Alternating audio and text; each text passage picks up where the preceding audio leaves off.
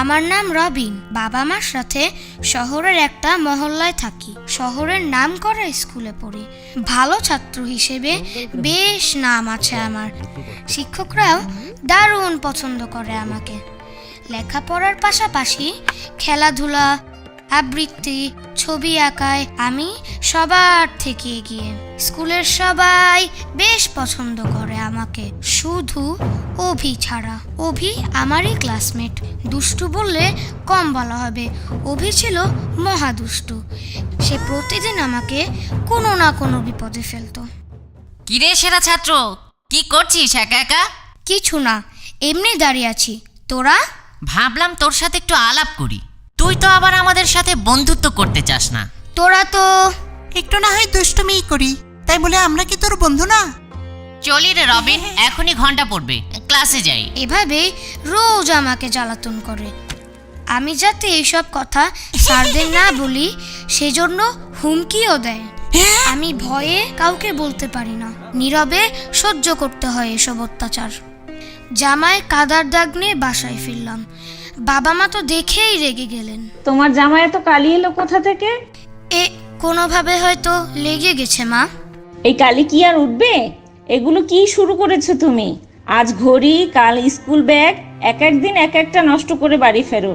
প্রতিদিন এভাবে জিনিসপত্র নষ্ট করলে হবে? সরি মা, আর হবে না। এসব কি রবিন? তুমি এখন বড় হয়েছো, এভাবে জিনিসপত্র নষ্ট করলে চলবে? কে তোমার জামায় কাদা দিয়েছে? মানে বাবা, সরি, আর হবে না। পরদিন বিকেলে আমি মহল্লার মাঠে ফুটবল খেলতে যাই। দূর থেকে আমাকে দেখেই দুষ্টু বুদ্ধি আটে অভি আর ওর বন্ধুরা। ওরা আমার সাথে ফুটবল খেলতে চায়। অনিচ্ছা সত্ত্বেও ওদের সাথে খেলতে রাজি হই আমি। অভি ইচ্ছে করে খুব জোরে জঙ্গলের দিকে কিক করে। বল উড়ে গিয়ে জঙ্গলে পড়ে। অভি আর ওর বন্ধুরা পালিয়ে যায়। চিন্তায় পড়ি আমি। বল হারিয়ে বাসায় গেলে তো বাবা মা ভীষণ রাগ করবেন। বাধ্য হয়ে আমি একাই বল খুঁজতে জঙ্গলে ঢুকে পড়ি। প্রায় সন্ধ্যা হয়ে এসেছে। আমার তো ভয় লাগতে শুরু করে। এমন সময় একটা অদ্ভুত ঘটনা ঘটে। দেখি আমার সামনে কিছুটা দূরে গোল মতন একটা বস্তু এবং সেটার পেট থেকে মানুষ আকৃতির কিছু একটা বের হয়ে আসছে।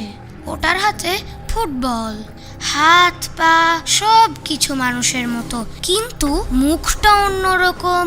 এমন অদ্ভুত প্রাণী এর আগে কখনো দেখিনি আমি। ধীরে ধীরে প্রাণীটা আমার দিকে এগিয়ে আসে। চিৎকার করতে যাব, তার আগেই প্রাণীটা কথা বলতে শুরু করে। তোমার এই জিনিসটা আমি ব্যবহার করেছি। কি এটা? এটা ফুটবল। কিন্তু তুমি কে?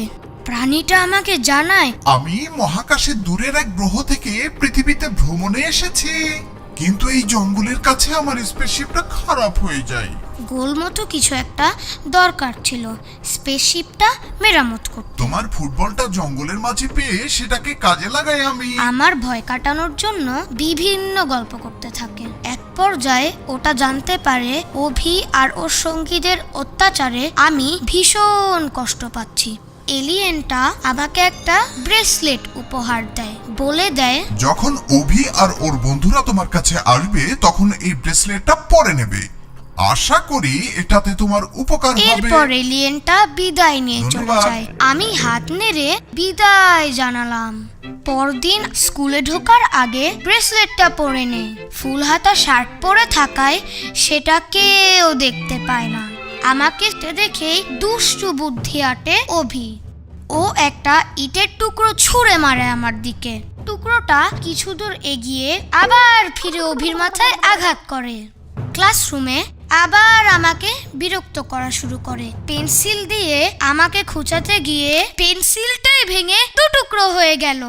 রেগে গিয়ে অভি হাই বেঞ্চটাকে ধাক্কা মারে আমার গায়ে, উল্টো সেটা ওদেরই ধাক্কা দেয়। কি হচ্ছে কিছুই বুঝতে পারছে না ওরা।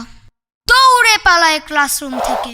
আমি জামা সরিয়ে কবজিতে বাঁধা ব্রেসলেটটার দিকে তাকিয়ে মুস্কি হাসলাম আর মনে মনে ধন্যবাদ দিলাম ভিনগ্রহী বন্ধুকে। ধন্যবাদ বন্ধু।